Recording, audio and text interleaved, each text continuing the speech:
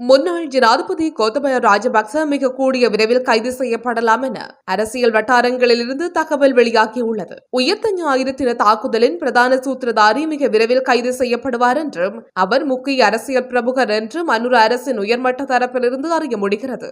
மேலும் உயிர்த்த ஞாயிறு தின தாக்குதல் தொடர்பான விசாரணைகள் தீவிரப்படுத்தப்பட்டுள்ள நிலையில் பிள்ளையானிடமும் பல்வேறு கோணங்களில் விசாரணை நடத்தப்பட்டுள்ளது. அத்துடன் உயிர்த்த ஞாயிறு தாக்குதலின் அந்த பிரதான சூத்திரதாரிக்கு ஒத்துழைப்பு வழங்கியவர்களையும் கைது செய்ய நடவடிக்கை எடுக்கப்பட்டுள்ளது என்றும் தெரிய வருகின்றது. இந்த கைது நடவடிக்கைக்கு எதிராக தென்னிலங்கையில் ஆர்ப்பாட்டங்கள் முன்னெடுக்கப்பட்டால் காவல்துறை மற்றும் பாதுகாப்பு படைகளை கொண்டு அவற்றை கட்டுப்படுத்தவும் நடவடிக்கை எடுக்கப்பட்டுள்ளது என்று அறிய முடிகிறது.